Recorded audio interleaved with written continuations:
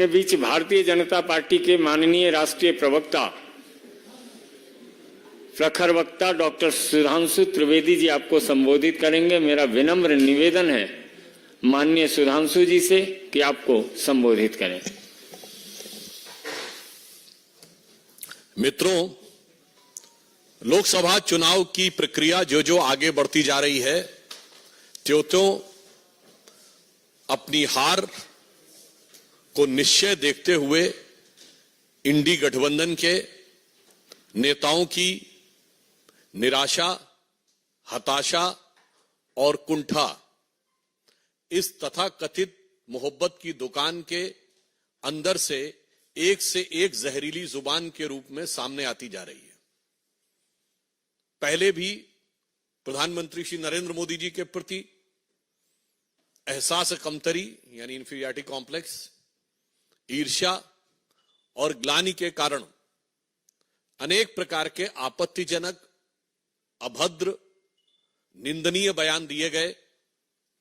परंतु अब ऐसा प्रतीत होता है कि इस तथाकथित मोहब्बत की दुकान में सिर्फ जहरीले सामान ही नहीं है, ये किसी सियासी फरमान का हिस्सा है।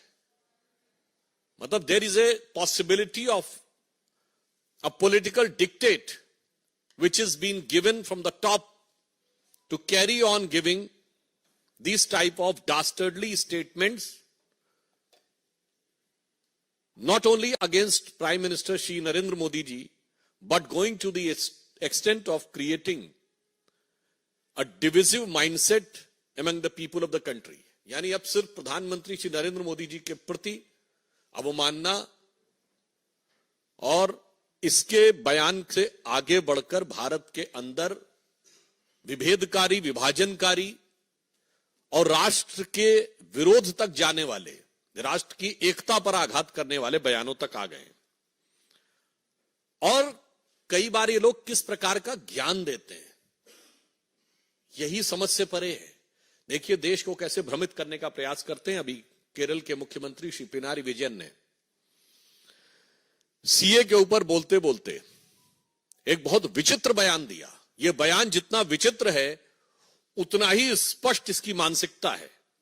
उन्होंने कहा कि भारत माता की जय और जय हिंद के नारे पहले 2 मुसलमानों ने लगाए थे, इसलिए क्या इस नारे को त्याग देंगे? पहली विभाजनकारी मानसिकता यही है कि ये भारत माता की जय और जय हिंद के नारे एक भारतीय ने लगाए, ये नहीं दिखाई पड़ता है, उसमें हिंदू और मुसलमान दिखाई पड़ता है। दूसरी बात, उन्हें यह भी नहीं पता है कि जिसका उल्लेख वो कर रहे थे वो दीवान अजीमुल्ला खां, नाना साहब पेशवा बाजीराव द्वितीय के दीवान थे, उस पेशवाई साम्राज्य के जिसे भारत के इतिहास में हिंदू पद पातशाही कहा जाता है। तो देखिए आधा अधूरा ज्ञान, टकराव करने के लिए सब कुछ। तो मैं इंडी गठबंधन और कम्युनिस्ट पार्टी और श्री पिनारी विजयन के ज्ञान में और अभिवृद्धि करते हुए बता देना चाहता हूं कि वंदे मातरम जो आनंद मठ में लिखा गया, उसका सबसे पहले राजनीतिक मंच के ऊपर जो गायन हुआ वो 1895 में कांग्रेस के कलकत्ता सेशन में हुआ और जिसकी अध्यक्षता रहमतुल्लाह अहमद सयानी ने की थी। यही तो मैं कहना चाहता हूं, ये सब भारत की एकता के प्रतीक थे, मगर सियासत के मकड़ जाल में इन लोगों ने इन चीजों को इस रूप में प्रस्तुत कर दिया कि भारत की एकता के प्रतीक उद्घोषों को सांप्रदायिकता का प्रतीक बनाने का प्रयास किया। और जो चाल 100 साल पहले थी वो आज 100 साल बाद भी वही फितरत है।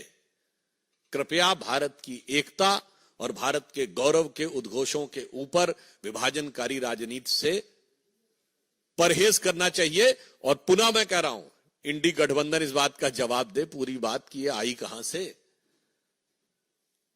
और मैं पुनः कहना चाहता हूं, उससे भी आगे बढ़कर जिस भारत माता की जय और वंदे मातरम की बात कहते हैं, पहले तो पता नहीं उनको, शायद वो लेफ्टिस्ट ही ज्ञान है। अरे भाई, ऋग्वेद के पृथ्वी सूक्त में लिखा हुआ माता भूमि पुत्रो हम पृथिव्या, ये धरती हमारी माता है, ये देश हमारी माता है और हम इसके पुत्र हैं। गीता भी माता है, गंगा भी माता है, गौ भी माता है, भारत भी माता है, धरती भी माता है, मगर कम्युनिस्टों को उसमें कुछ और नजर आता है। तो इसलिए अब यह सवाल स्वाभाविक रूप से बन जाता है कि इंडी गठबंधन के नेतृत्व के लोग इस बात का जवाब दें। अब आप आइए दूसरे राज्य पे। तमिलनाडु के मुख्यमंत्री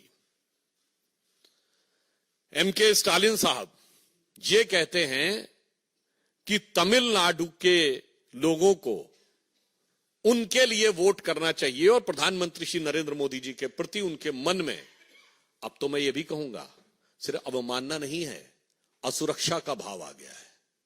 I want to make it very clear that now the statement of Sri M.K. Stalin, who is trying to portray that Sri Narendra Modi ji is not working to the interest of Tamil Nadu people, is derived not only from the motive of having disrespect towards Prime Minister, but rather than it signifies a sense of insecurity in him. Because at present, Prime Minister Shri Narendra Modi is the most popular leader even in Tamil Nadu. और मैं fact के रूप में बता देना चाहता हूं, भारत के इतिहास में पहली बार ऐसा हुआ है। मैं पूछना चाहता हूं, प्रधानमंत्री जी ने अभी काशी में एक माह पूर्व तमिल में जो बोला था उसे एआई के जरिए सीधे तमिल में ट्रांसलेट किया गया। मैं विनम्रता और चुनौती से डीएमके से पूछना चाहता हूं कि आज तक कभी किसी भारत के प्रधानमंत्री की स्पीच रियल टाइम में जो हिंदी भाषी क्षेत्र में दी गई हो, तमिलनाडु में नहीं, हिंदी भाषी क्षेत्र में दी गई स्पीच तमिल में ट्रांसलेट की गई है? अगर की गई हो तो बता दें। यह प्रधानमंत्री जी की राष्ट्रीय एकात्मता के प्रतिभाव का प्रतीक है। क्या काशी तमिल संगम और सौराष्ट्र तमिल संगम कभी हुआ?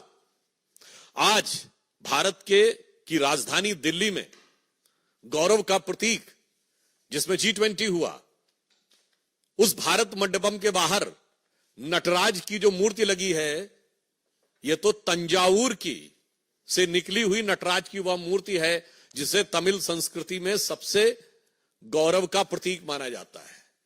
इसलिए मैं कहना चाह रहा हूं कि आज आप भी चाहें तो नमो ऐप पे जाके चेक भी कर सकते हैं, सभी भारतीय भाषाओं में रियल टाइम ट्रांसलेशन उनकी स्पीच का अवेलेबल है। भारतीय भाषाओं के प्रति जो सम्मान और उनके विकास के लिए जो कार्य प्रधानमंत्री मोदी जी ने किया है, शायद ये इन नेताओं के मन में असुरक्षा का भाव उत्पन्न करता जा रहा है। और हम ये भी पूछना चाहते हैं, आज तो आप उस कांग्रेस के साथ हैं जिसने एक नहीं अनेक बार तमिलनाडु में सरकार बर्खास्त की। श्री एमके स्टालिन कृपया बताएं कि 1998 में अटल जी की सरकार आने से पहले डीएमके की कौन सी सरकार अपना कार्यकाल पूरा कर पाई थी? कांग्रेस ने तमिलनाडु में कभी विपक्ष की सरकारों को कार्यकाल नहीं पूरा करने दिया। और श्री पिनारी विजयन बताएं कि भारत के इतिहास की पहली गैर कांग्रेसी सरकार 1957 में केरल में कम्युनिस्ट पार्टी की ईएमएस नंबूदरीपाद जी के नेतृत्व में हुई, क्या कार्यकाल पूरा कर पाई थी? इसलिए जिनका अतीत इतना खतरनाक है वो आज के यथार्थ से डर रहे हैं। Those who are having this type of dark past, now they are fearful of the present day ground realities, which is having a very huge support from the grassroots level in favor of Shri Narendra Modi. तीसरा, कर्नाटक से। अब बताइए, कर्नाटक के कांग्रेस सरकार के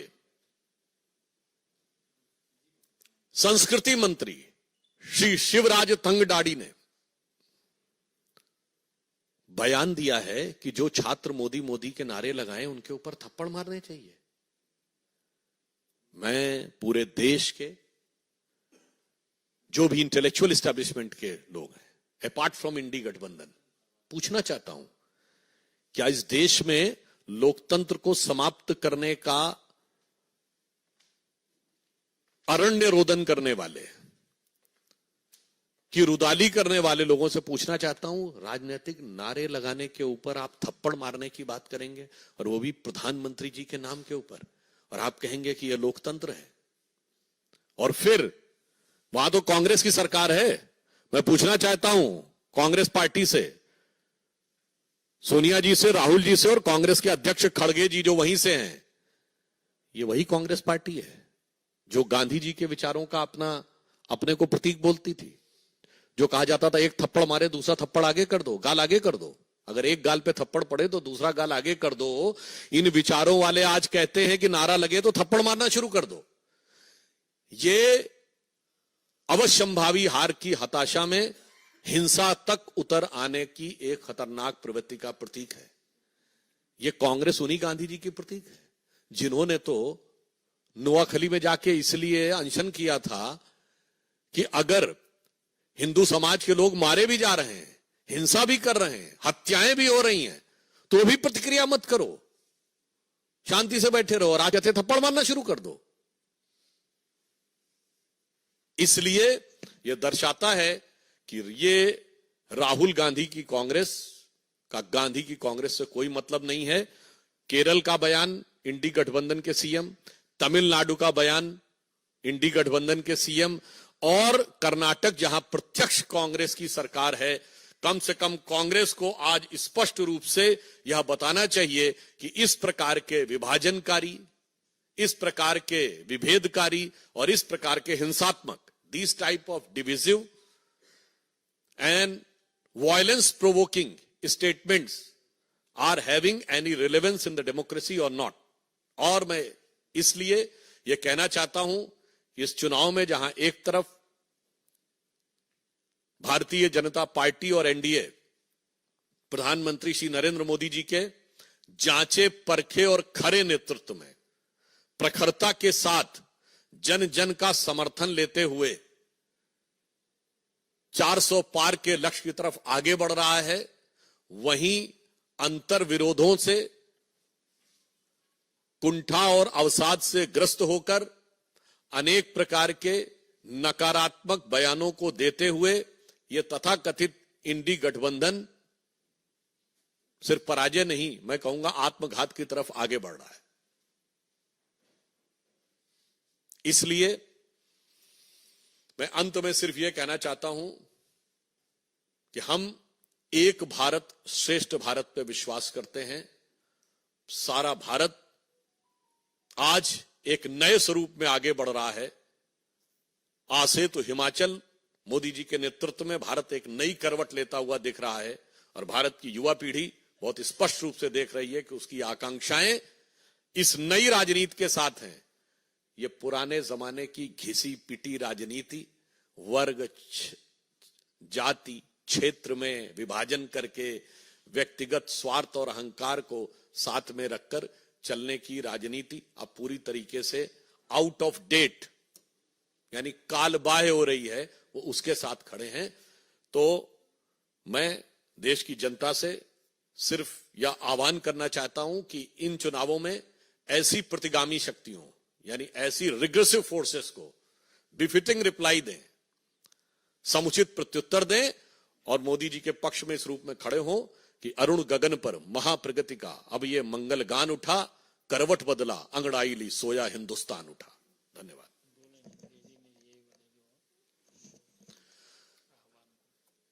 Lastly, I would like to urge and request to youth of this country that the time has come to come along with Prime Minister Shri Narendra Modi ji for ushering India into a new era which will make it economic superpower, the most prominent country in the world, which is its legitimate and designated place since most of the time in the history. The time has come.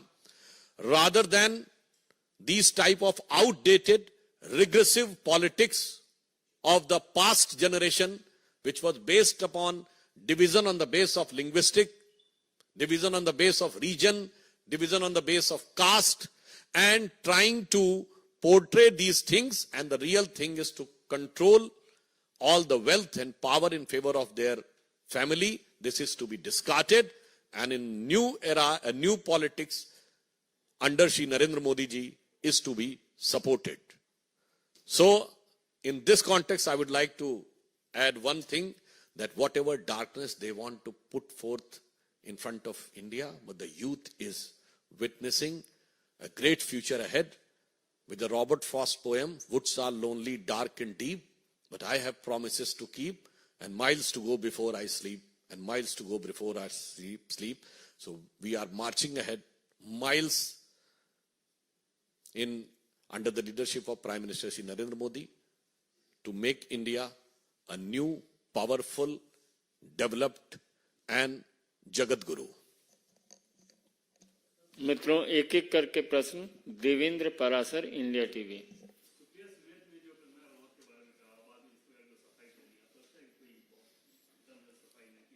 एक बात में तो बहुत दम है। उन्होंने कहा कि हमारे अकाउंट जो थे वो दूसरे कई लोग डील कर रहे थे। पहले उनकी गठबंधन की एक नेता है जिनके प्रश्न वाले अकाउंट विदेश से डील हो रहे थे। अब कांग्रेस की, आप ये समझिए, जो सोशल मीडिया की चेयरपर्सन है वो कह रही है उनके अकाउंट कई लोग डील करते हैं। वे बहुत साफ है कि कांग्रेस की जो बातें हैं, इनके अकाउंट्स कहां से डील होते हैं, ये देश को समझना चाहिए। कौन कौन सी शक्तियां डिजिग्नेटेड डिजाइन मैसेजेस भेज देती हैं जो सीधे एज इट इज कर दिए जाते हैं, ये अपने आप में इस बात को प्रमाणित करता है कि कांग्रेस और इंडी गठबंधन किसी अज्ञात शक्तियों के हाथ में खेल रहा है। एक मिनट सर। हिमांशु, आज तक। सर, आपकी पार्टी के एमपी हैं दिलीप घोष, उन्होंने आज एक बयान दिया है। बंगाल की मुख्यमंत्री गोवा में जाकर कहती है मैं गोवा की बेटी हूँ, त्रिपुरा में कहती है मैं त्रिपुरा की बेटी हूँ, और ये बताएं कि वो उनके पिता कौन है, ऐसे किसी की बेटी ना बन जाए। देखिए, इस बयान के संदर्भ में मुझे जानकारी नहीं है, मगर मैं इतना जरूर कहना चाहता हूं कि हम सब भारतीय जनता पार्टी के कार्यकर्ता और यह मानते हैं कि हर भारतवासी भारत मां का ही बेटा और बेटी है, और हम सब उस भाव में विश्वास रखते हैं, तेरा वैभव अमर रहे मां, हम दिन चार रहे न रहे। आनंद पांडे, टीवी 9।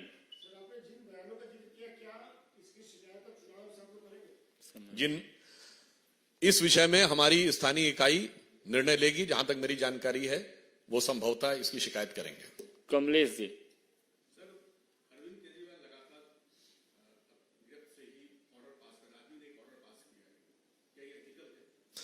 देखिए, ये नई राजनीति का नया किरदार है कि कट्टर ईमानदार कारागार से आदेश पारित कर रहे हैं। तो मुझे लगता है इसमें क्या इथिकल है, इससे ज्यादा गंभीर इसमें पॉलिटिकल इशू है। ये देश की जनता के सामने एक बात बहुत साफ करता है कि जो लोग आके दावा करते हैं ना कि हम आएंगे और नई राजनीति लाएंगे, नया सवेरा लाएंगे, उनकी असलियत क्या होती है वो दिख गया। तो जो कुछ केजरीवाल जी कर रहे हैं, इसका जो तकनीकी पक्ष है, जो लीगल पक्ष है, उस पर तकनीकी और लीगल एजेंसीज काम कर रही हैं, पर यह एक संदेश देता है पूरे देश को कि अब प्रयोग धर्मी राजनीति का प्रयोग करने का अवसर भारत की जनता के पास नहीं है। भारत जिस निर्णायक दौर में है उसमें तपे तपाए आजमाए मोदी जी के नेतृत्व में आगे बढ़ने का समय है। किसी नई, if anybody wants to indulge in the experimental politics, it can be very detrimental for the moral fabric of the country and of the society. Aishwarya Paliwal. Ravikant राय।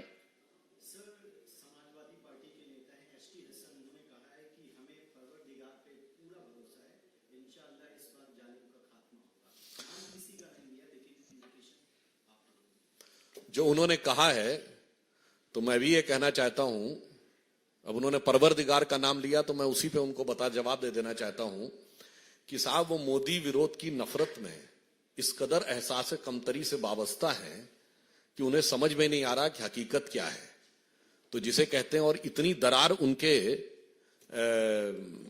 दरो दीवार पे है कि परवरदिगार भी उसे बचा पाएंगे नहीं, मैं नहीं कह सकता। तो मैं उनके लिए कहना चाहता हूं कि इस गठबंधन में नहीं दिखती किसी को कोई दरार, क्योंकि हर दीवार पे चिपके हैं मोदी विरोध के इश्तेहार, और इस सिरे से उस सिरे तक सब शरीके जुर्म हैं। कोई तो जमानत पर रिहा है, कोई है फरार। इसलिए अब उनके लोग ही उनसे आजिज होकर, और देश की जनता कह रही है कि उनके लोग यानी मैं केटी हसन और समाजवादी पार्टी के लोगों के लिए कहना चाहता हूं कि ये रश्क जन्नत अब मुझे रास आती नहीं, मैं तो जहन्नुम में ही खुश था, ऐ मेरे परवरदिगार। Mohit Bhatt, Times Now. Yesterday, when this controversy broke out, both HS Ahir Congress leader Supriya Shinde on the same day tweeted a derogatory statement about Kamna. Again, they both said that somebody else accessed it, but two leaders making same statement on same day. Sir, do you think it's part of a larger plan? How do you think? That's why I have used the word that consistently these type of negative, dastardly statements are coming not by just by default, it is coming by design. इसीलिए मैंने कहा कि नफरत की दुकान के ये जहरीले सामान किसी सियासी फरमान के आधार पर आ रहे हैं. There is a political dictate which has been designed to create a negative atmosphere because उनको पता है कि पॉजिटिव पर तो वो कोई बात करने की स्थिति में नहीं. प्रज्ञा साक्षी। सर, अधीर रंजन चौधरी जी का बयान आया है, उन्होंने कहा है कि वरुण गांधी को बीजेपी ने टिकट इसलिए नहीं दिया क्योंकि वो गांधी फैमिली से हैं, उनको हमारे साथ आना चाहिए, हम उनको चुनाव लड़ेंगे। कांग्रेस के नेता प्रतिपक्ष हैं, वो राहुल गांधी जी के बयान के बारे में तो बता नहीं सकते हैं कि अभी तक राहुल गांधी का टिकट अमेठी से क्यों नहीं घोषित हुआ है, और वो अगर हमारे बारे में बोल रहे हैं तो मुझे लगता है कि उनको अपने बारे में सोचना चाहिए. और फिर अगर वो ये कह रहे हैं तो इसका मतलब वो मान रहे हैं कि भारतीय जनता पार्टी का कोई युवा नेता जो मोदी जी की सेना का है वो बड़ा नेता तो है. मतलब अब उनके बड़े नेता कितने बड़े हैं और कितने छोटे हैं उनके बयान से साबित हो जाता है. बहुत बहुत धन्यवाद।